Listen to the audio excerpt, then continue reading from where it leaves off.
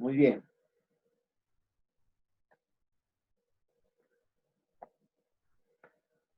Mi nombre es Jesús Johan Peña Mendoza y hoy día, esta semana, vamos a tratar un bonito tema que se llama aprendizaje y estudio.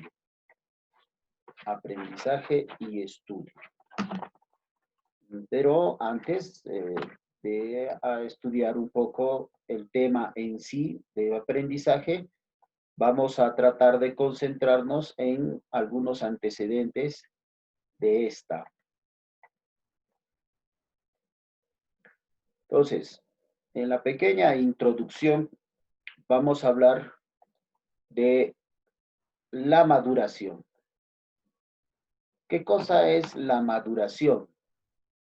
La maduración son cambios de conducta que se deben fundamentalmente a un factor biológico, ¿no es cierto? O sea, es decir, que hay una programación en nuestro cuerpo, una programación biológica, un reloj biológico, para que aparezcan estas conductas en el individuo. Por ejemplo, cuando un niño aprende a hablar, o cuando él empieza con los soliloquios son como una especie de conversación que el niño hace solito, ¿no? Se espera que en esta edad el niño empiece a caminar y no depende de la práctica o del ejercicio, porque si tú lo obligas, este no lo va a hacer, pues no va a aprender, ¿sí? Entonces, no depende de esa práctica. Aunque le pongas un profesor, un excelentísimo educador en psicología psicomotriz, pues este niño no va a aprender a caminar, porque no es propio de su edad o de su proceso, como habíamos visto en tópicos, en temas anteriores, ¿no es cierto? Entonces, esta programación biológica está establecida bajo un determinado tiempo, ¿no es cierto? A cierta edad hace esto, a cierta edad hace esto y así sucesivamente, ¿sí? El crecimiento, el crecimiento son cambios corporales de naturaleza sensorial. Estos cambios corporales, estos cambios sociales, pues son agudizados con el aspecto físico, mental, ¿no es cierto?, de crecimiento. Y el aprendizaje en sí, el tema que hoy día vamos a hablar nosotros, es el proceso a través del cual se modifican o adquieren habilidades, destrezas, conocimientos, ¿no? Conductas o valores. Y estos son pues resultado del estudio, de la experiencia, de la instrucción, de la edad, de muchos factores que están dándose, ¿no es cierto? Estos cambios que son ejercicios en relación de la práctica y la experiencia que tiene el individuo, estos cambios que se dan en raíz de estos tres factores, le vamos a llamar desarrollo, ¿no es cierto? Le vamos a llamar desarrollo. Entonces, el desarrollo debe ser la práctica. Disculpen, el desarrollo se debe a la práctica y a la conducta del ser humano, del individuo, ¿sí? El desarrollo entonces son, como te has dado cuenta, estos cambios conductuales y psicológicos de la persona, desde que nace, durante todo su proceso, hasta que fallece, ¿no? Entonces, esto es estudiado, obviamente, por la psicología del desarrollo que hemos tratado en tópicos anteriores. Teniendo en cuenta este criterio, entonces nosotros sabemos que el aprendizaje es parte de este desarrollo humano, que no solamente es biológico, sino también psicológico. Y ahí van a entrar los aspectos del aprendizaje en tres niveles, ¿no es cierto? En tres niveles totalmente diferentes, totalmente, eh, podríamos decir que una teoría no es respaldada por la otra, ni es una especie de grado de evolución que ha ido madurando la teoría, sino que han sido teorías totalmente diferentes, ¿no?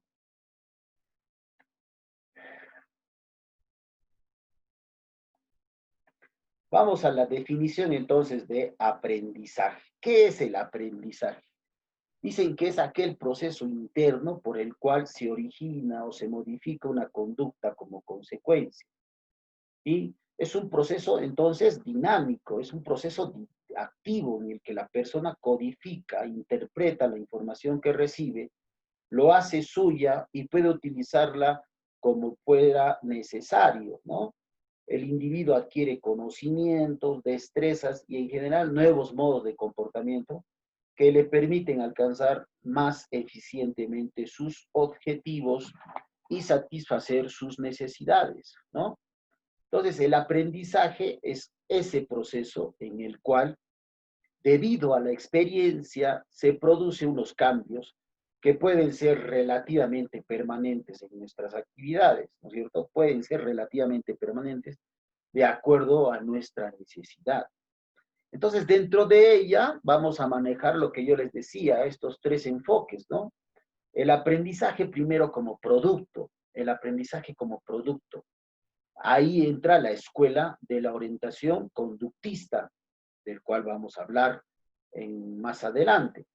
Define que el aprendizaje es un cambio de la conducta y emplea un modelo, ¿no?, de estímulo-respuesta. Recuerda eso, por favor, porque eso va a ser muy importante de aquí en adelante. Entonces, el aprendizaje como producto representado por la escuela conductista define que el aprendizaje es un cambio de la conducta. Por eso se llama conductista, ¿no? Porque hay un cambio en la conducta.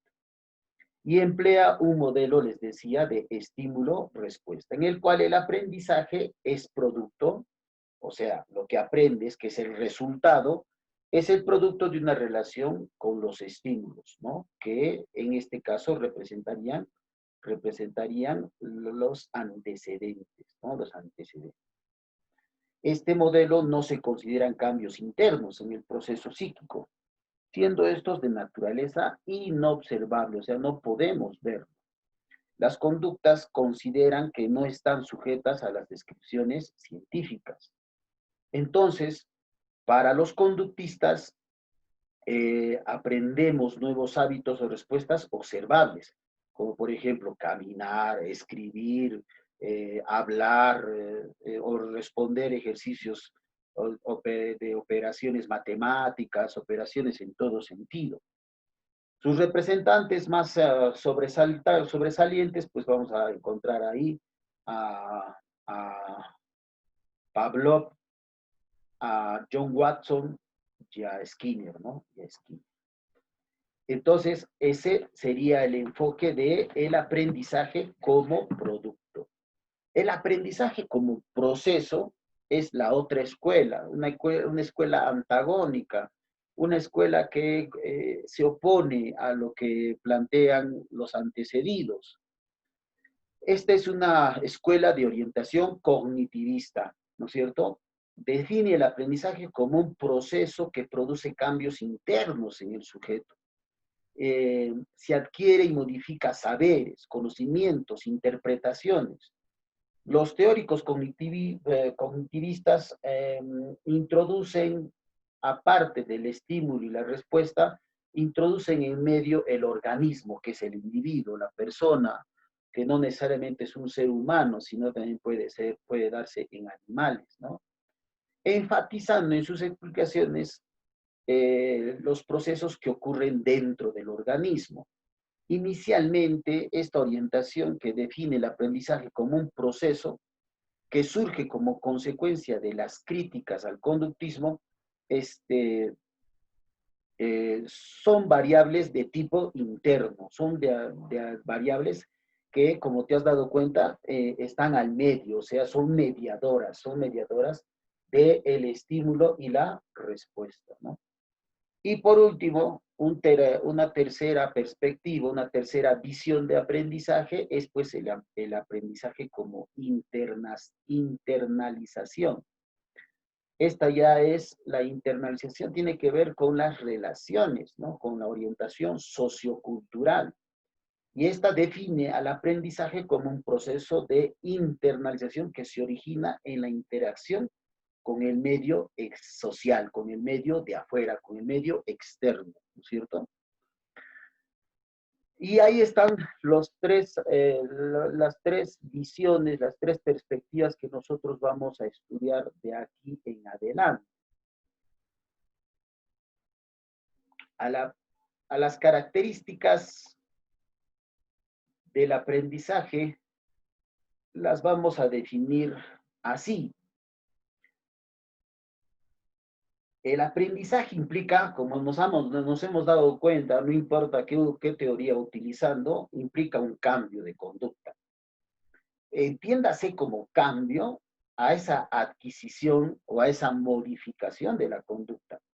Es decir, la persona, o puede ser también un animal, que aprende es capaz de realizar acciones o actividades que antes no podía realizar.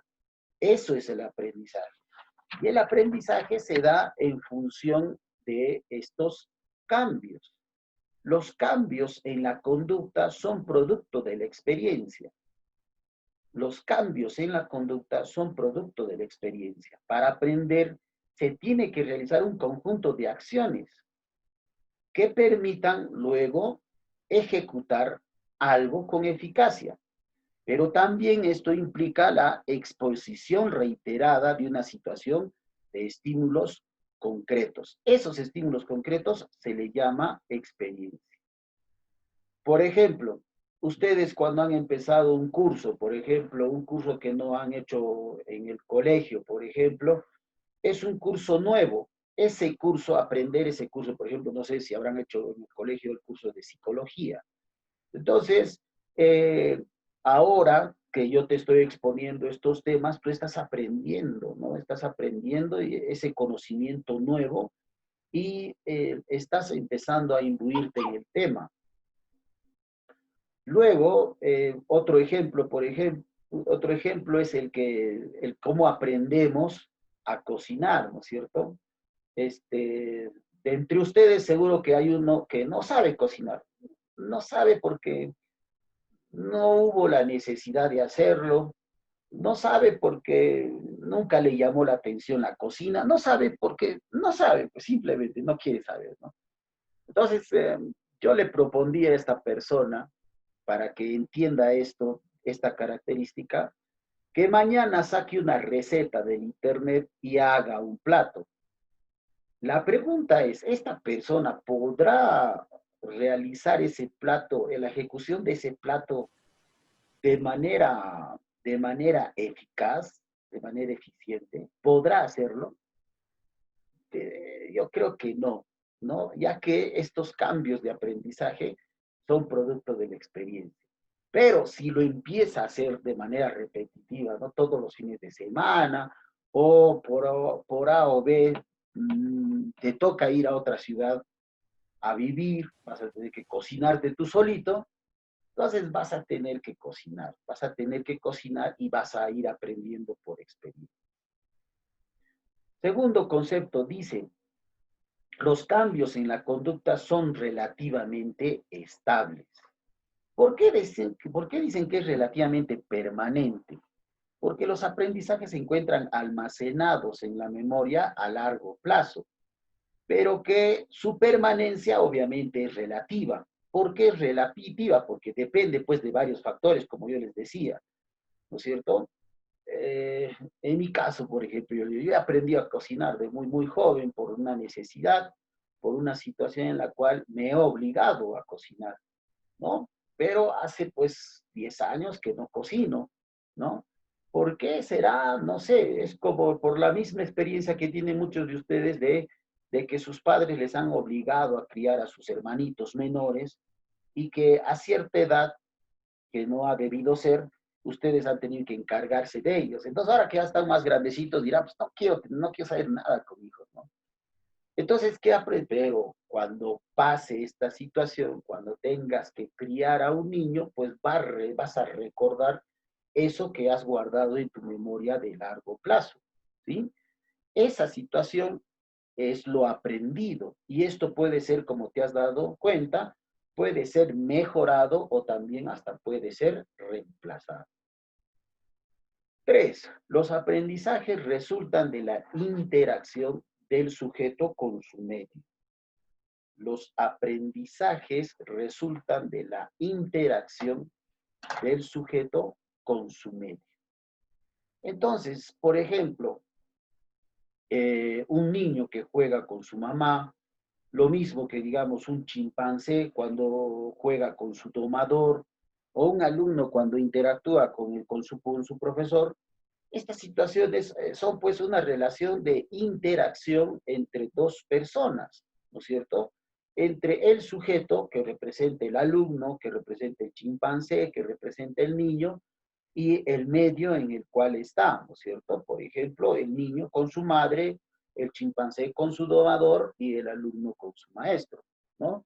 Esta interacción, como te has dado cuenta, es una interacción entre el sujeto y el medio. En el caso de los seres humanos, ese medio es principalmente un medio social. Y esto lo habíamos definido al inicio nomás del curso. Nosotros habíamos dicho que el ser humano es un ser social por excelencia, ¿no? Y esta interacción social y las relaciones interpersonales son las que determinan mayormente nuestro aprendizaje. Eso quiere significar, los aprendizajes resultan de la interacción del sujeto con su medio. Los aprendizajes se codifican a nivel del tejido neural. Claro, estos aprendizajes tienen una codificación neuronal, ¿no? Van codificándose en nuestro cerebro a través de la formación de nuevas conexiones entre neuronas. Muchas entonces están inhibidas ahí en nuestro cerebro y no han sido todavía explotadas, potencializadas, llevado al mejor grado, a la perfección de la ejecución. Diversas investigaciones comprueban modificaciones a nivel neuronal y la participación de un conjunto de neurotransmisores, entre los cuales el más importante es obviamente la acetilcolina, ya que la acetilcolina está repartida, este neurotransmisor está repartido pues en todo nuestro sistema, ¿no? En todo nuestro sistema, tanto nervioso periférico como el autónomo, y tanto en nuestro sistema nervioso central, ¿no es cierto? Esa capacidad conectiva de las neuronas de la corteza cerebral posibilita esa adquisición de un número ilimitado de aprendizajes, ¿no? Y este es el factor más importante en comparación de cualquier supercomputadora que hasta el día de hoy se ha podido desarrollar. No llegaría a aprender lo que el ser humano aprende durante toda su vida. La computadora más sofisticada que tú encuentres ahorita, la de alta tecnología, no llega a resolver problemas por más aprendizaje que por más información que tú le recargues a esta computadora, como lo hace el ser humano. Gracias a esta composición neuronal. Y acá pues una recomendación para todos ustedes de no deteriorar esta y de motivarla siempre al trabajo, porque como te estaba diciendo, el cerebro a través de esa formación va creando nuevas conexiones en tu cerebro entre neuronas, ¿no? Cada cosa que tú aprendes a agarrar algo, a coser, a tejer, a jugar fútbol, a cocinar, todas estas actividades que vas aprendiendo van activando nuevas conexiones neuronales que más adelante va a hacer de que tú descubras algunas habilidades que las tenías, que no sabías que tenías, ¿no? Que no sabías que tenías.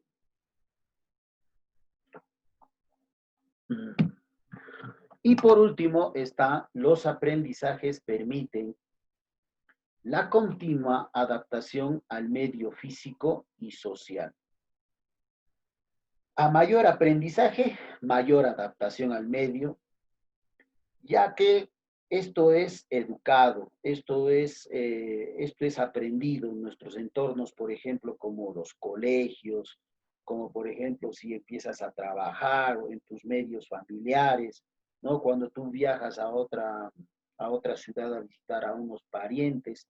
Este aprendizaje permite, dice, una continua adaptación al medio físico y al medio social al cual tú vas habituando o vas visitando, ¿no?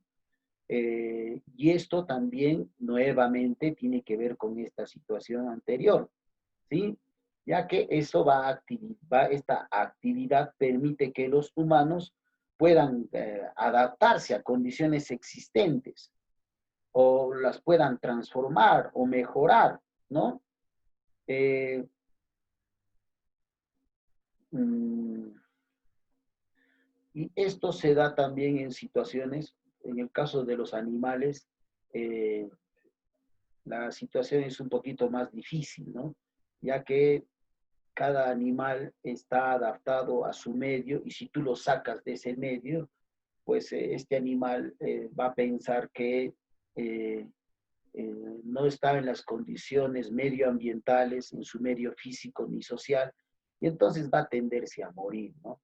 En cambio, el ser humano no, ¿no? El ser humano no va a pasar, no le va a pasar eso, sino va a adaptarse, ¿no? Va a adaptarse. Por eso que hemos podido viajar a la luna, hemos podido estar en cualquiera de los dos polos, en el polo sur, en el polo norte, hemos estado en el frío, hemos estado en los desiertos y a cada una de las situaciones nos hemos adaptado, nos hemos adaptado. Entonces, como se han dado cuenta, estas son las características del aprendizaje. Entonces, ahora vamos a hablar del primer tipo que les estaba hablando, el aprendizaje como producto. Entonces, cuando hablamos del aprendizaje como producto, tenemos que hablar, obviamente, de uno de los más grandes, Iván Pavlov, ¿no es cierto? Este fisiólogo es premio Nobel de Medicina, gracias a los estudios que realiza en sus laboratorios experimentales. Acá tenemos la imagen, claro que no se parece a Iván Pavlov, pero esta es la imagen real con que hacía sus investigaciones este señor. Acá nosotros vemos a un perro que se ha ido investigando la salivación de acuerdo a algunas situaciones, como este señor es fisiólogo, entonces él estudiaba al individuo desde la vida interna de sus órganos. Entonces, lo que pasó con Iván Pablo es que el experimento, que obviamente en ese entonces solamente lo podía hacer con animales, le provocó una investigación un poquito más profunda, pero no, que no se piense que este condicionamiento clásico era la esencia de su estudio. Todo lo contrario, él estaba investigando otra situación. En el caso de él, utilizaba una campanita y con la campanita hacía que el perro empezase a salivar. Entonces, cuanto más saliva, los grados, los fluidos, la producción de algunos ácidos en el estómago, eso es lo que se estaba encargando de estudiar. Pero ¿qué pasó? Pasó que un día esta persona se da cuenta de una cosa que le llamó mucho la atención. ¿Qué pasaba? Perrito, al escuchar a su ayudante de Pavlov, al ayudante de Pavlov, al escuchar entrar, el perrito ya tomaba atención, lo buscaba y empezaba a salivar, ¿no? Y entonces Pavlov las primeras veces entendió que esto era pues simplemente una actitud instintiva en la cual el animal, mediante el olfato de la comida, él empezaba a tener hambre, ¿no? Entonces, ¿qué hizo? Para hacer la comprobación de esta actitud, le pidió a su ayudante que no lo haga. y él empezó a llevarle la comida. Pero ¿qué pasaba? Que cuando entraba Pablo, el perro no hacía nada, el perro no tomaba reacciones. Entonces no era el olfato, no era la olfatación con que este animal entendía el hecho de que iba a comer ese momento, sino eran otras situaciones. Y a partir de ahí, Pablo cambia su destino, cambia sus investigaciones y empieza a redirigir el tratamiento o el proceso de su estudio, el proceso de su estudio. Y aparece el condicionamiento clásico. ¿Qué cosa es el condicionamiento clásico? Es un proceso en el cual el estímulo inicialmente neutro es asociado a varias veces a un estímulo provocador de respuestas, de manera que lo va a sustituir con la provocación de dichas respuestas, la campanita. Si asociamos la presencia de un gato con un ruido fuerte que le genera miedo, entonces el gato va a empezar a tener esta respuesta condicionada, ¿no?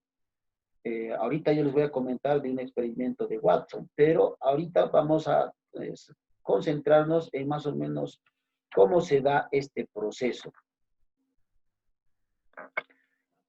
El paradigma con el cual se hace la investigación del condicionamiento clásico se llama asociación de estímulos que en inglés es EE, ¿no es cierto? Y que para nosotros le vamos a llamar ER, estímulo y respuesta, en donde van a aparecer variables. El primero se va a llamar el estímulo incondicionado. ¿Qué cosa es el estímulo incondicionado? Es un estímulo que de forma natural es capaz de producir automáticamente una respuesta no aprendida. Una respuesta no aprendida. Y esta va a llevar ¿a qué? A una respuesta incondicional. ¿Qué cosa es la respuesta incondicionada? Es una respuesta no aprendida que es provocada por un estímulo incondicionado. Por ejemplo, en el caso del perro, el acto de salivar, ¿no es cierto? Cuando éste tiene la comida en la boca. Esa sería una respuesta incondicionada. El estímulo neutro, como la propia palabra lo dice, neutro significa que no produce nada. O sea, no produce una respuesta incondicionada, es un estímulo cualquiera. Por ejemplo, el caso de los perros del experimento de Pavlov era el sonido de la campana, que no les producía nada al inicio, ¿no? No les producía absolutamente nada, no utilizaba la campana. Es más, al inicio no era la campana, sino los pasos del ayudante del investigador Iván Pavlov. Entonces, ese es un estímulo neutro, porque pudo ser la campana, pudo ser los pasos. Y entonces ustedes se van a dar cuenta que es un estímulo que yo he visto bastante en los TikTokers, por ejemplo, ¿no? Ustedes se van a dar cuenta en los TikTokers, están filmando a su perro, y ellos están hablando, ¿no?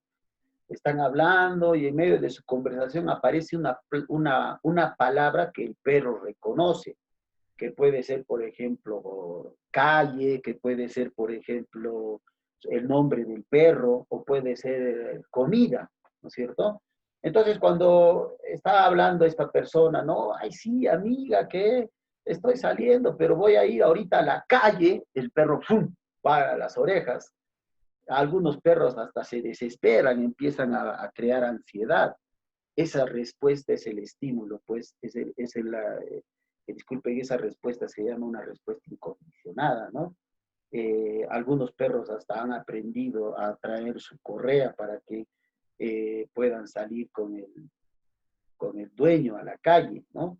Entonces el estímulo neutro es ese estímulo que puede ser un sonido, puede ser una campana, puede ser el sonido de los pies, que obviamente el animal no entiende. El animal no lo entiende porque no conoce esta codificación de nuestro lenguaje. Luego está el estímulo condicionado. ¿Qué cosa es el estímulo condicionado? Es el estímulo inicialmente neutro que apareado con el estímulo incondicionado producirá una respuesta. Entonces, este estímulo condicionado va a ser, en este caso, la campana, ¿no? Antes de la campana, ¿qué cosa era? Los pasos de la ayudante del laboratorio, o el nombre del perro, o la palabra calle, o la palabra hueso, o la palabra correa para algunos animales, ¿no es cierto? Estos sonidos son estímulos ya condicionados que el animal ya con el ejercicio continuo de estímulo-respuesta ha sido inoculado como parte de él y que va a, obviamente, y que va a conllevar a una respuesta condicionada, ¿no? Como por ejemplo desesperarse, crear ansiedad en el perro, salivar, ¿no es cierto? O alegrarse, ¿no? El perro se pone feliz porque sabe que va a salir a la calle un rato. Entonces, miren cómo esta respuesta ha sido conllevada en un proceso que vamos a ver ahorita. Acá está el primer proceso, ¿no? En realidad son tres procesos de cómo se experimenta esta situación, de cómo se experimenta esta situación. Primero, antes, existe cierto evento natural llamado estímulo incondicionado, que en este caso es el alimento, el cual produce una respuesta incondicionada que es el acto de segregar saliva, ¿sí? Esa va a ser la respuesta incondicional.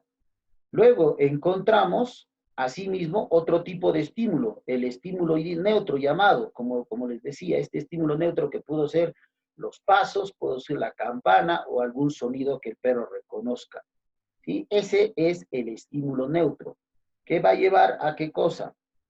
Pavlov, ¿qué sostenía? Que asociándolo el estímulo neutro con el estímulo incondicionado, entonces de manera repetitiva, hacíamos este ejercicio de manera repetitiva, hacíamos 1, 2, 3 veces, 24 veces, entonces ese estímulo ya se transforma en un estímulo condicionado, ¿no? Esa respuesta ya se transforma en un estímulo condicionado. Y entonces esa respuesta operante ya va a hacer que el perro tome atención, ¿no? Luego pasa el condicionamiento, en el cual este estímulo neutro que era el sonido de la campana, se junta con el estímulo incondicionado, que es el alimento. Entonces, estas dos cosas al momento de juntarse, sonido de campana más alimento, sonido de campana, va a llevar a una respuesta condicionada. Entonces, acá se da el proceso en sí de condicionamiento, ¿no es cierto? Este estímulo neutro, que era la campana, que para el perro no significaba nada, no importaba en ninguna situación, o el sonido de calle, o el sonido de su nombre del perro, que no significaba nada al inicio, ha sido relacionado con alimento, ¿no es cierto? Entonces, importante es esto si tú quieres educar a tu perro. Por ejemplo, si tú le llamas, por ejemplo, a tu cachorrito, ¿cómo se llamará tu cachorrito? Ya, digamos que tu cachorrito se llame como tú, ya, como tú, como tú, como tú, como tú. Le llamas al perro como tú, pero cuando el perro venga, tú le tienes que estar esperando con algo de alimento. ¿Por qué? Porque si no, ese estímulo neutro no va a significar nada para el animal, ¿no es cierto? Si, por ejemplo, tú practicas en el idioma inglés, sit, le dices, ¿no? Algunos perros dicen, sit, y el perro se sienta, entonces lo que tienes que ir es acompañado de un alimento. Porque si no le va acompañado de un alimento, o también puede ser una caricia, o puede ser también una forma de estimulación al animal, entonces no vas a encontrar ninguna respuesta. La siguiente vez que llames al perro, simplemente el perro no va a encontrar pues, ninguna estimulación que pueda dar alguna respuesta. Entonces, si tú le llamas y le das alimento, esta empieza a crear una respuesta condicionada. Y luego, como último proceso, ya al final, entonces ese estímulo condicionado, que ahora es el sonido de la campana. Mira, el sonido de la campana era un estímulo neutro, ahora se ha vuelto un estímulo condicionado, ¿no? Entonces tú le llamas, como tú, como tú, como tú, y entonces el perro va a venir. Va a venir y obviamente te va a esperar o te va a hacer caso. Y la respuesta en el caso de la experimentación de Pavlov será pues la de segregar saliva, ¿no? Entonces, así nosotros hemos corregido, hemos cambiado una conducta que antes era una situación en la cual el estímulo neutro no representaba nada y hemos cambiado ese estímulo neutro a estímulo condicionado. Y este estímulo condicionado ahora me está botando una respuesta condicionada. Y ya está, resuelto el problema del condicionamiento clásico. Como te has dado cuenta, el estímulo condicionado puede enviar una respuesta incondicionada. Ahora, nosotros, por ejemplo, tenemos situaciones positivas y negativas con la experimentación de Pavlov, que hasta el día de hoy se utiliza. Si nosotros analizamos un poco, por ejemplo, los medios de televisión, ahí nosotros nos podemos dar cuenta que todos los días nos repiten, por ejemplo, usa zapatillas Nike, ¿no? Entonces, esta empresa Nike decide ponerle zapatillas a todos los jugadores de fútbol, ¿no? Todos los jugadores de fútbol, salvo Messi, que utiliza Adidas, ya que es su sponsor de toda la vida, aunque no creas, Messi tiene el sponsor de Adidas. Entonces, todo lo que él va a usar son productos Adidas, ¿no? En cambio, digamos, no sé quién, Cristiano Ronaldo, que es el otro gran jugador, este señor va a utilizar las zapatillas Nike. Le hacen unas zapatillas Nike y ven que todos están utilizando zapatillas Nike. ¿Qué pasa con la persona? ¿Qué pasa con el ser humano que está viendo todos los días de manera repetitiva que usar zapatillas Nike te hacen sexy, te hacen buen jugador? Entonces, ¿qué haces? Buscas en las tiendas las zapatillas Nike, ¿no? Entonces, esto pasa terriblemente, ahorita lo vamos a ver por bandura, con la televisión chatarra también, ¿no? Entonces, nosotros vemos que es sexy estar, en el caso, por ejemplo, de estos programas basura, para mí son basura, disculpen, es mi forma de pensar, respeto los otros criterios, pero que me revuelcan todos los días, me ponen personajes que tienen un biotipo bien formado, esbeltos, ¿no? Y cuando ellos se salen de estos parámetros, muchas son altamente criticados, pero no son criticados en los valores que tienen, por ejemplo, como salir con una y con otra cada rato, jugar a la venganza, estar desactivados ciertos valores humanos en estas personas, ¿no? Como delatar, como insultar, que para ellos es del todo natural, como acusar, ¿no? Entonces, cada vez que cometen un error el otro jugador, el otro sale con el micro y dice, oh, yo le he visto que él ha hecho esto mal. ¿No? ¿Qué cosa está aprendiendo el niño? Que es así, que es lo normal, que es un ejemplo que debe llevar y que entonces tiene que él portarse así. Entonces, esto está mal en la sociedad es en nuestra sociedad peruana, ¿no?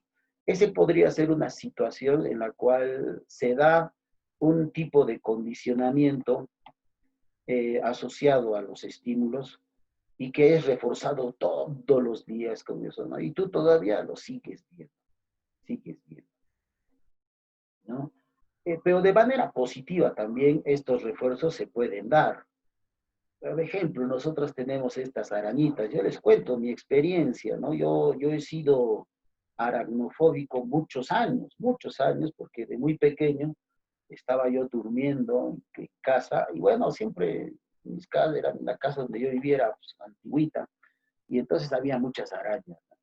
Sí veía la araña y con cierto miedo, dependiendo del tamaño de la araña, pues, la mataba, ¿no? O comúnmente era mi papá o mis hermanos mayores los que mataban a estos animales. Pero ¿qué pasa? Un día yo tendría 12 años, 12 o 13 años, estoy durmiendo y me empezó a fastidiar en mi cara algo, ¿no?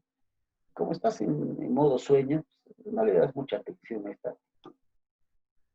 Eh, Me despierto y estoy yendo medio somnoliento al baño, estoy orinando y mientras estoy orinando me miro al espejo y una araña acá. Mucho un trauma que me duró muchos años con las arañas, ¿no? Me mordió, ahora, bueno, no quisiera decirles, pero en Estados Unidos me conocen como Peter Parker. Pero bueno, esta situación hizo de que yo le tenga una aversión a las arañas impresionante. Estudiando psicología en la universidad conocí a una persona que no terminó la carrera, pero que se dedicaba a tratamientos que no se regulaban con las normas de la psicología. Ella tiene una hacienda adentro en Quiabamba, más adentro de Quiabamba, en donde ella trata ciertas conductas de adicciones, ¿no? Alcoholismo, drogadicción, y muchas cosas más. Entonces, era una amiga que no la veía mucho tiempo y decidí irla a visitar para un estudio que estaba haciendo. Y, y bueno, ustedes saben pues cómo es la selva. La selva tiene hartas arañas y todo eso, y entonces yo le hacía pues una repulsión, no importando el tamaño, la forma de la araña. Entonces ella me dijo, mira, yo te voy a curar esto. Y esta situación no fue de un día para otro, nos quedamos casi un mes con este tratamiento con tarántulas y al final yo pude curarme de esta aracnofobia, ¿no es cierto? El primer día me sentó en un sofá, me empezó a hablar bonito, me empezó a conducir, empezó a trabajar la sensibilidad respecto al tocamiento, yo, pucha, la primera vez que me acuerdo estaba cerrado los ojos y empecé a que alguien me tocaba, pensé que era una araña, al toque miré y no era así, era mi amiga que estaba con un guante especial. Y entonces, poco a poco, de manera repetitiva, empezó a corregir el esfuerzo en cambiarme la perspectiva de las tarántulas, ¿no? Con decirles que el último día en donde yo estaba haciendo esta terapia, despierto y de mi cuerpo habían pues como 7, 8 tarántulas que estaban paseando por mi cuerpo y no sentí nunca más miedo por ellas y a partir de ese momento empecé a quererlas y adorarlas. Esa es mi experiencia personal. En el caso de John Watson la cosa se le salió de las manos, ya que John Watson empezó a hacer experimentos con niños. El niño que es muy conocido y que les he dejado el video en la plataforma, lo van a ver. Es el experimento en donde John Watson está haciendo el experimento con un niño y un oso de peluche.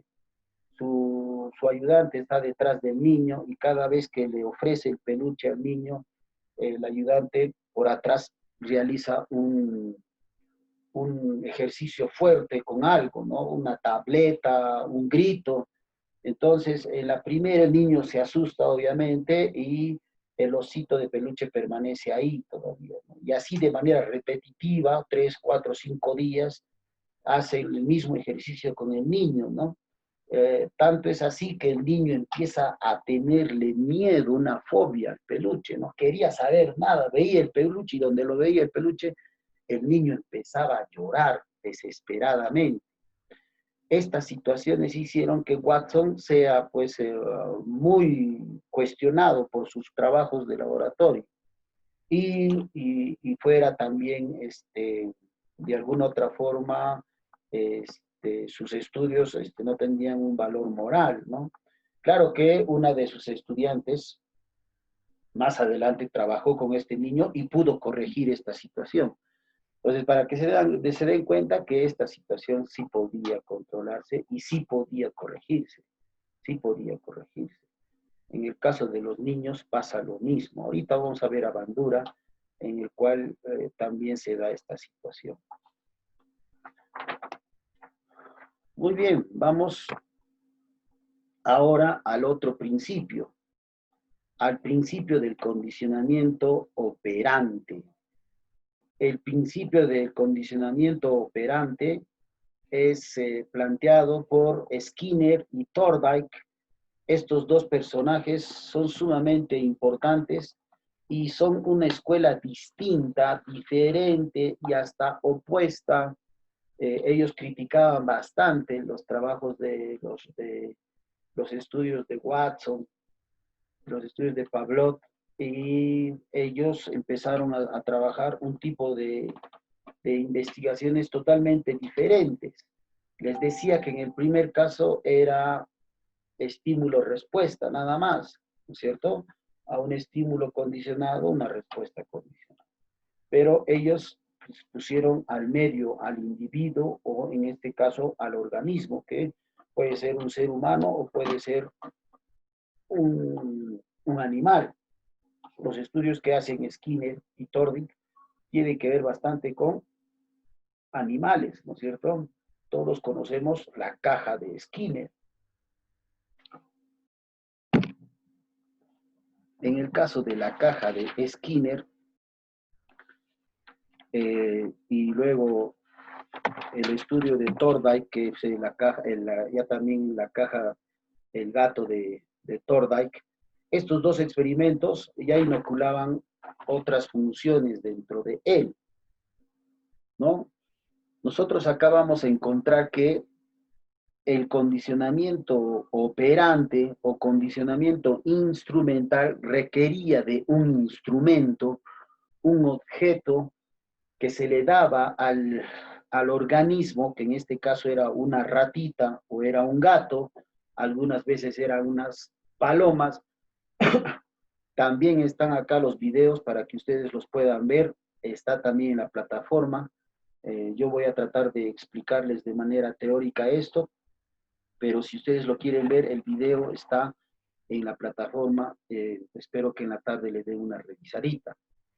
El representante de este condicionamiento les decía que era Edward Lee, Thorndike y Skinner, ¿no? Quienes propusieron la denominación de conducta instrumental para referirse a toda conducta orientada a un manejo del medio, ¿no? En este caso el medio era la caja de Skinner,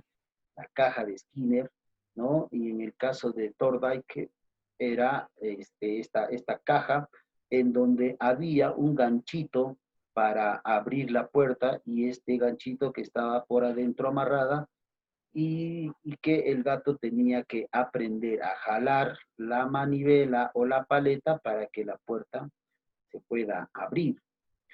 Entonces, ¿qué cosa es el condicionamiento operante? Es el proceso en el cual el aprendizaje ocurre sobre la base de una serie de tanteos.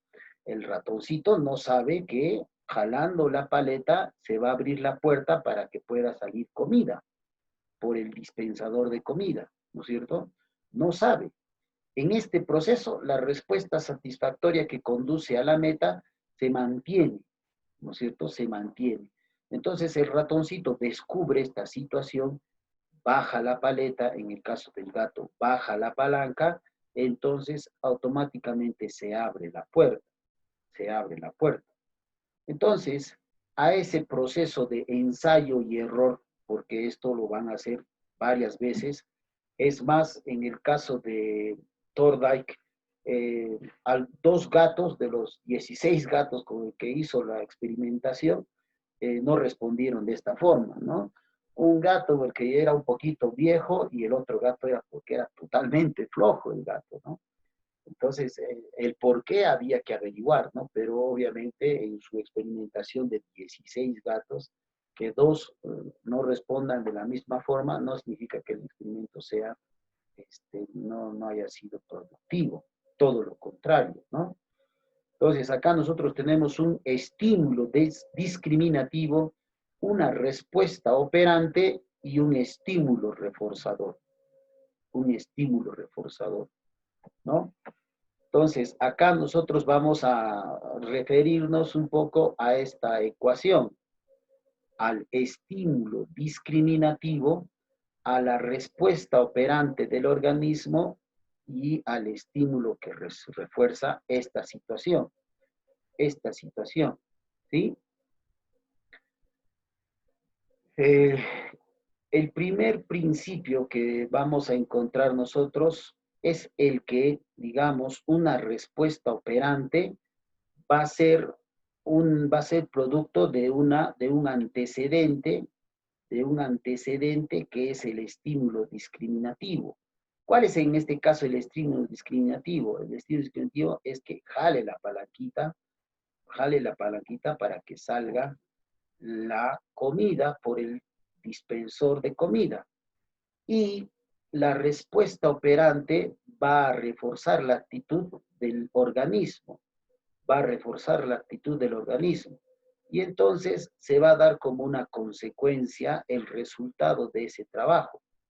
Esta consecuencia va a ser que el animal haya aprendido, en este caso la ratita, el gato o la paloma, haya aprendido que esa situación abre la puerta, pero abre la puerta no para que salga el gato, sino para que encuentre comida, ¿no? Entonces, las primeras experimentaciones con el gato, se ponía al gato y el gato obviamente desesperado, rascaba, pinchaba, le ponían cerca acá, no se ve, pero a Casito se le ponía el plato y entonces el gato, al ver que había comida afuera, entonces su desesperación por salir ya era más fuerte, ya había un estímulo, ¿no?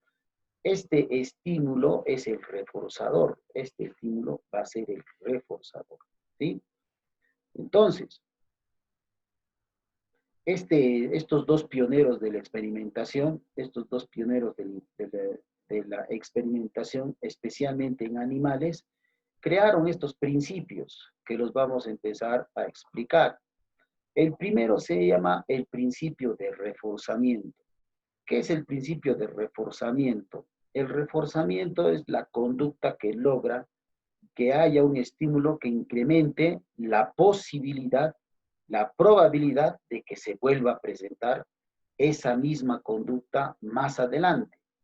Y entonces se va a incrementar la probabilidad de que se presente la conducta. Entonces se va a incrementar la probabilidad que se presente la conducta. ¿Sí? En cambio, el principio de castigo es lo opuesto al reforzamiento, porque tiene la consecuencia de qué? De ya también disminuir la probabilidad de que se presente la conducta, porque estamos frente a una conducta indeseable, ¿no? Frente a una conducta indeseable. Y ahí es donde nosotros hablamos de los castigos o reforzamientos positivos y los castigos o reforzamientos negativos. Por favor, que no se considere esta situación, lo voy a recalcar y tomen atención, por favor, que no se considere esta situación como una especie de valor moral, de una actitud positiva, ¿no?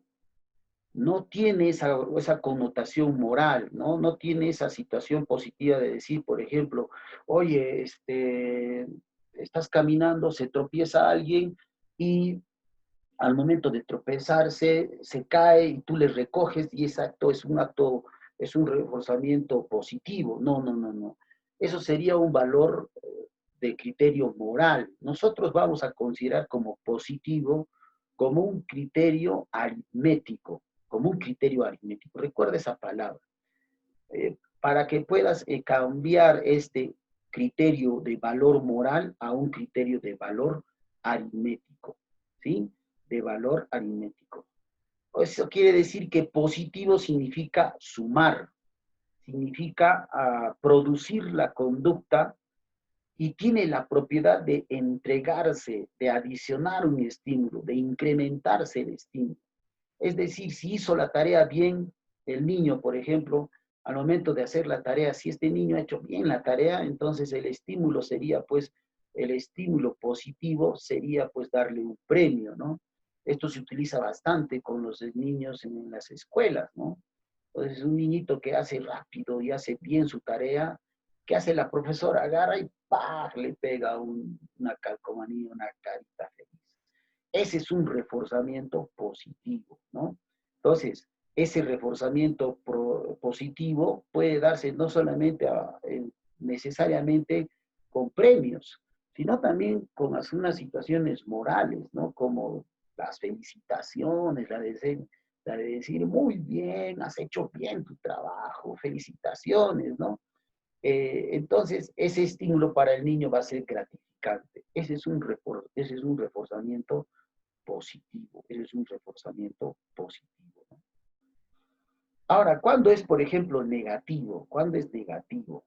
Entonces, negativo no es las cosas prohibidas o malas, no, no, no. El reforzamiento negativo aritméticamente implicaría entonces disminuir, restar, ¿no es cierto? Emitida la conducta tiene la propiedad de ¿qué? De que se tienda a suprimir, de que se tienda a eliminar el estímulo aversivo, ese estímulo desagradable que nosotros tenemos. Si estás con eso de molestar el cuerpo, toma una pastilla, por ejemplo, ¿no? Estás con tu dolor de cabeza, por ejemplo, o estás con tu, digamos, con una cefalea o con una migraña. Entonces, ¿qué haces, no? Agarras una pastilla y lo que hace eso es simplemente reforzamiento negativo, ¿no? Es un reforzamiento negativo. ¿Por qué? Porque va a disminuir el dolor de cabeza, porque va a hacer de que tú sientas menos dolor, menos, ¿ves? Ahí es donde entra ese reforzamiento negativo, ¿no? Eh, en los castigos, ¿cómo se daría, por ejemplo, un castigo positivo?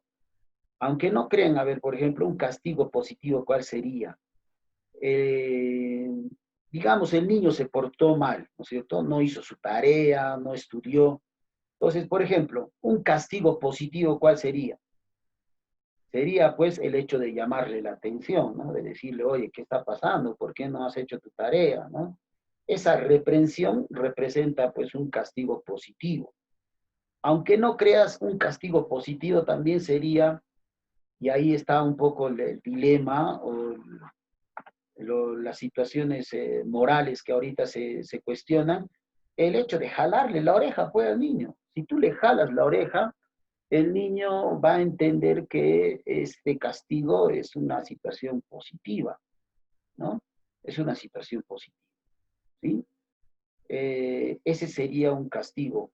En el caso del castigo negativo, en el caso de un castigo negativo que haga de que yo, por ejemplo, se reduzca cada vez más la situación con este mismo niño, por ejemplo, ¿no? Este niño no ha hecho su tarea, no ha estudiado, y todavía se porta mal, ¿no? Entonces, ¿qué hace? Un castigo negativo que yo le proporcione a él sería, por ejemplo, quitarle su celular, ¿no? Le quito su celular, ¿no? No vas a tener celular 3 días, digamos, ¿no? O digamos, si le gusta ver televisión, le gustan sus series favoritas, ¿sabes qué? A tales horas no hay televisión. Entonces, ¿qué va a hacer este castigo negativo? Va a hacer de que el niño vaya bajando su situación para que la situación se pueda extinguir. Y ahí entra el tercer principio, el principio de extinción. Este significa que una vez aprendida la conducta, ya no se le debe reforzar, es decir, eh, eh, ¿cómo te explico esto? A ver, digamos, estoy yo, eh, con ustedes, ya está, ya me acordé. Una situación de, un principio de extinción es, por ejemplo, lo que yo hacía con ustedes, ¿no? Todos los días que entro a clases, les saludo a todos ustedes, ¿no?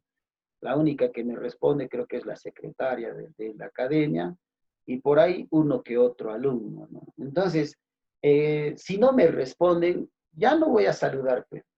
Claro, ¿para qué saludo si nadie me saluda? Entonces, ¿qué va a pasar con esta situación, esta estimulación? Lo voy a extinguir de mí, pues. Lo voy a extinguir. Ya no les voy a saludar. ¿Por qué? Porque no encuentro una respuesta. Si yo encontraba la respuesta, entonces eso podría dar como un reforzamiento positivo o negativo, ¿cierto? Positivo sería, por ejemplo, que me saluden bien, profe, ¿cómo está? ¿Qué es de su vida? ¿No? Ese sería, por ejemplo, un reforzamiento positivo. O un reforzamiento negativo sería, por ejemplo, que me diga, hola, profe, ¿qué tal? Como quien dice, ah, ya vino, ¿no? Entonces, ese sería un reforzamiento negativo, ¿no? Porque eso va a ir extinguiendo poco a poco de que yo le salude bien, ¿no? Entonces, ahora yo digo, ah, ¿para qué saludo a mis alumnos si no, ellos no me contestan, ¿no?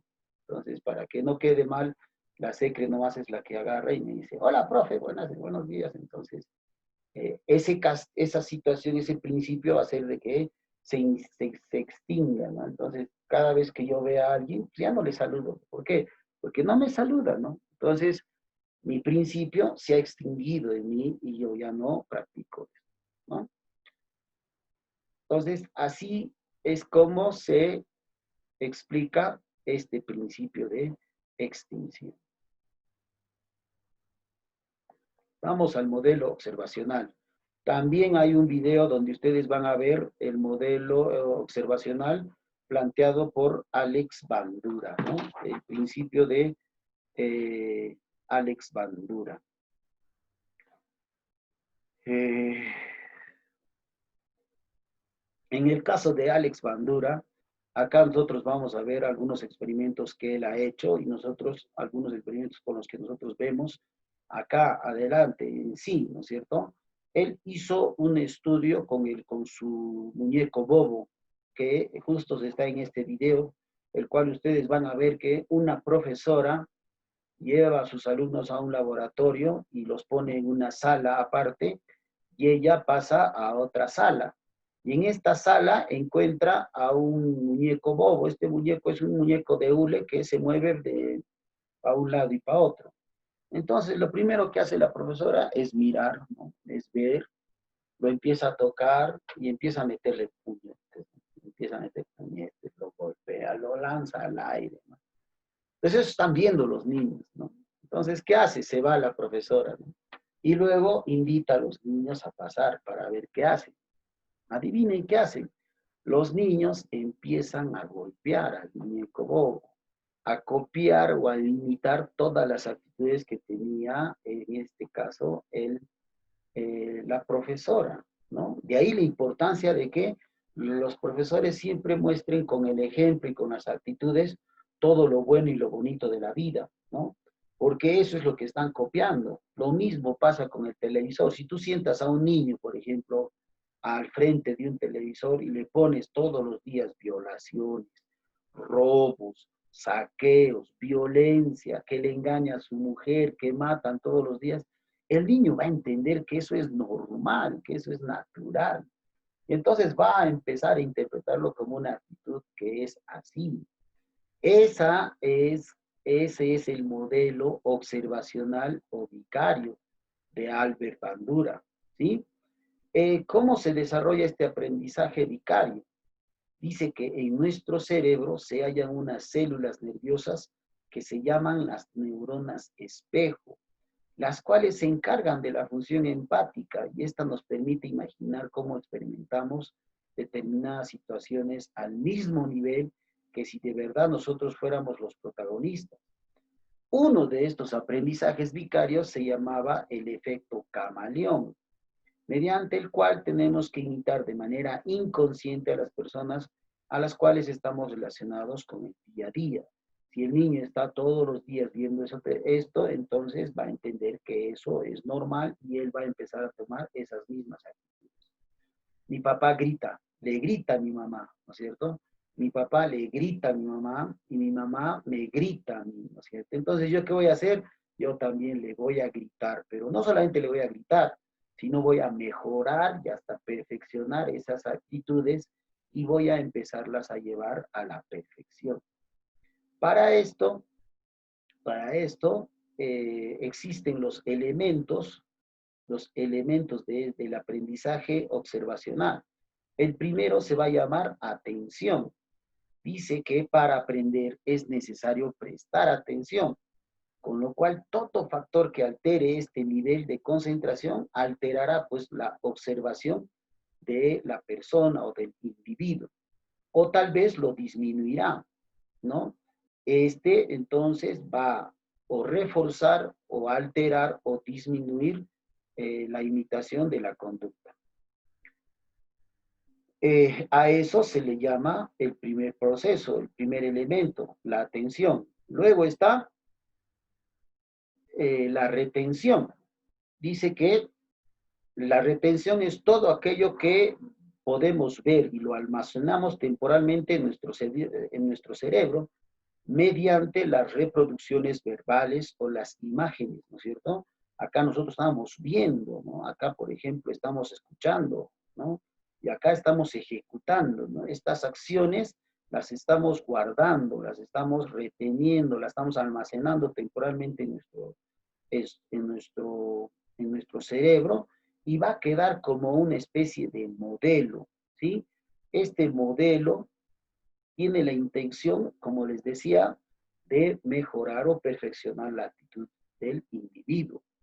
Luego está eso, ¿no? La reproducción. En esta fase se tratará de realizar correctamente la imitación con la intención de hacerlo fielmente y hasta mejor. Entonces, la reproducción es en la que el niño va a imitar lo que está viendo, lo que ha visto, lo que ha guardado, almacenado. Y por último, la motivación, que es la situación a reproducir. Y esta será más probable si el sujeto tiene un alto grado de interés de realizarla, mientras que si no existe tal, las posibilidades de que aparezca, pues se van a ir, como te has dado cuenta, disminuyendo hasta anularse. Entonces, ahí están los 4 elementos que son importantes para observar y copiar las actitudes. Primero, le tomas atención, luego lo guardas, luego lo imitas y luego, de acuerdo a cómo sale, si es de tu agrado, entonces estás motivado a mejorarlo, a perfeccionarlo y si no es, lo llevarás a la extinción. A ese modelo se le llama el modelo observacional o vicario, ¿no? En la cual se van a dar dos situaciones. Las etapas de observación, como te has dado cuenta, y las etapas de ejecución. Dentro de la etapa de observación, se tiene que mirar el modelo y se debe retener el modelo. Estos dos elementos, ¿no es cierto? Se tiene que mirar, tomarle atención y luego guardarla. Y dentro de las etapas de ejecución está pues la reproducción y obviamente la motivación con que vas a mejorar, perfeccionar el aprendizaje o simplemente lo vas a eliminar de ti, ¿no? Esta es la que resume el modelo observacional vicario de Albert Bandura.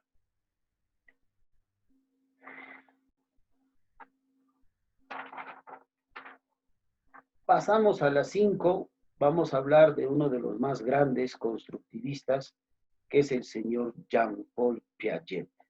Este señor Jean Piaget es para todos los educadores uno de los hitos que ha formado el aprendizaje desde las etapas más importantes del ser humano que implica los 0 años hasta los 14, 15 años.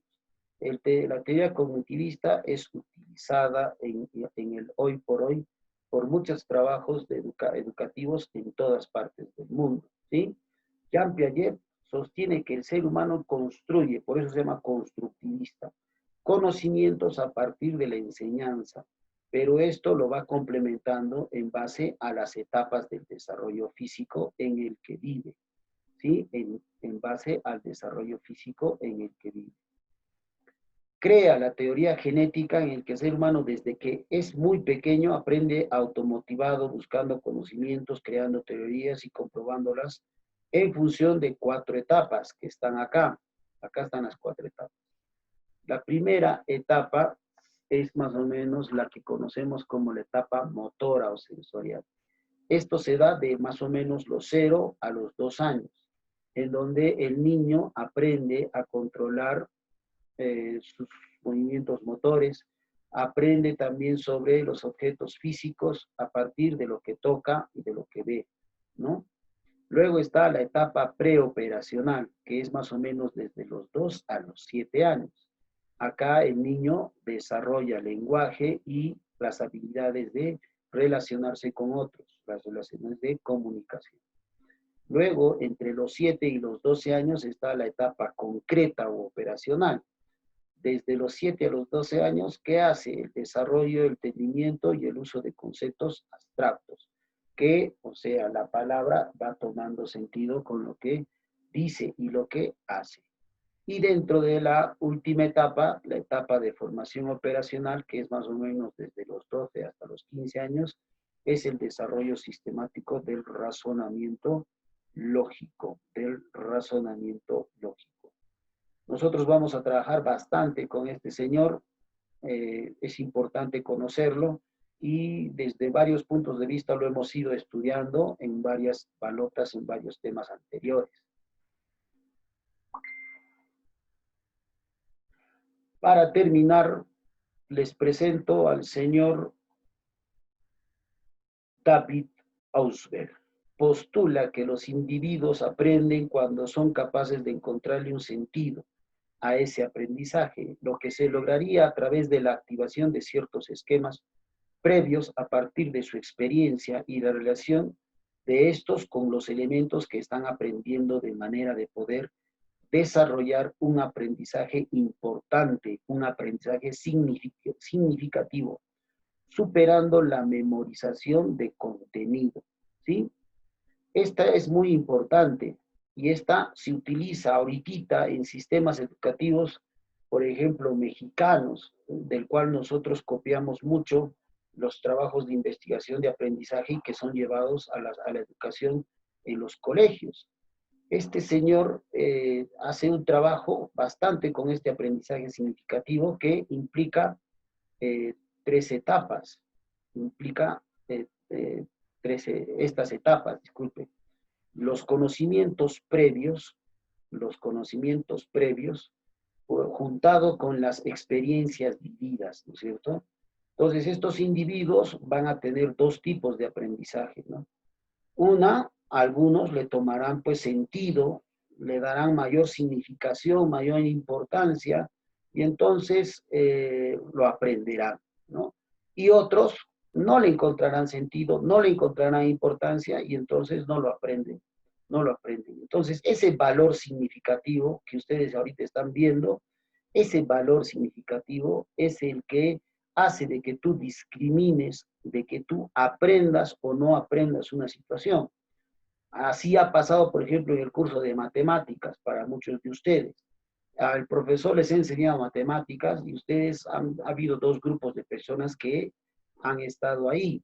Uno no le han dado importancia, no le entendían, ha explicado mal, no sé.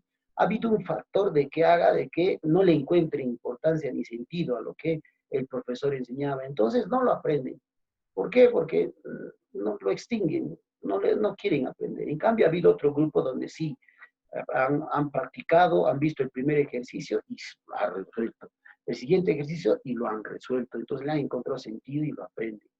Y de manera significativa esto va creciendo de manera exponencial. Eso representa el aprendizaje significativo que hoy por hoy se utiliza en muchos lugares, ¿sí? Vamos a terminar con el aprendizaje por descubrimiento. Este aprendizaje por descubrimiento es planteado por Jerome Brun, ¿sí? Postula que el aprendizaje es por descubrimiento en donde el individuo logra un mejor aprendizaje cuando hace a partir de sus experiencias en contacto con el objeto de estudio y lo integra con lo que sabe. Entonces, acá partimos de este sistema. Existen 3 sistemas para este aprendizaje. El primero se llama el sistema enactivo. Este sistema enactivo es donde el uso de acciones de intuición y pensamiento manipulativo es concreto. Es concreto. O sea, aparece primero, ya que se basa en algo que realizamos desde los primeros días. Esta es la primera de 3 que vamos a analizar, ¿sí? Por ejemplo, las acciones físicas, el significado más amplio del término. Estas intenciones en el entorno sirven como base para la representación actuante. O sea, el proceso de la información con aquello que tenemos cerca, que nos llega a través de los sentidos. El aprendizaje, dice, se realiza a través de la imitación, de la manipulación de objetos, como por ejemplo el hecho de bailar, de actuar, y esto es equivalente, pues, si nosotros lo asemejamos a los procesos de Piaget, al proceso son sensoromotor. Después de este sistema, encontramos el sistema icónico. El sistema icónico es el uso de imágenes o pensamientos imaginativos, ¿sí? Este se fundamenta, ¿qué es un icono? Un icono es una imagen. Este se fundamenta en el uso de dibujos, en el uso de imágenes en general, que pueden servir para aportar información sobre algo que está más allá de ellas mismas. Por ejemplo, si yo quisiera memorizar el nombre de los países y sus capitales, utilizando un mapa mundi, ¿no es cierto? Entonces, estoy viendo un icono, una imagen del Perú, y le estoy dando un color y digo Perú, Lima, ya está. Entonces, veo otro país, Canadá, allá, Canadá, Ottawa. Y así voy aprendiendo por imágenes tanto los países y sus capitales. O tal vez haciendo esto con fotografías, como haces con los niños. Le muestras la fotografía de un animal y este te dice que es un elefante, pero no lo está viendo al elefante en sí, sino solamente a imágenes y un poco de imaginación. Y el tercer proceso se llama el sistema simbólico.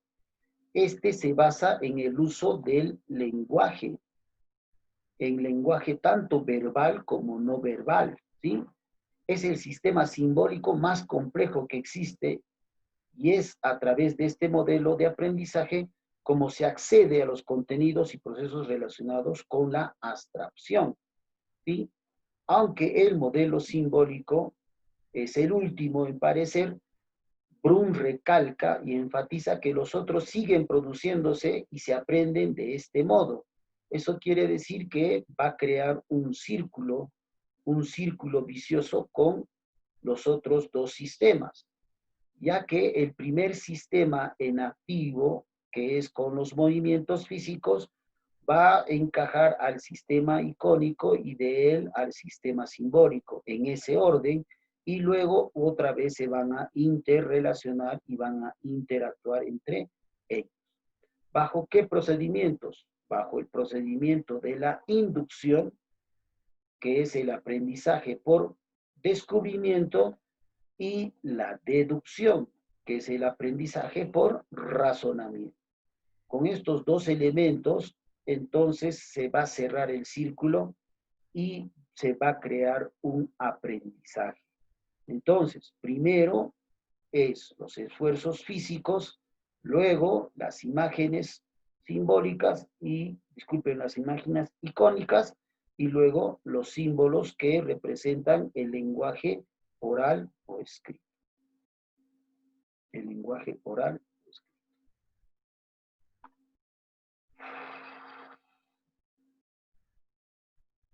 Muy bien, chicos, espero que no se hayan dormido. Espero que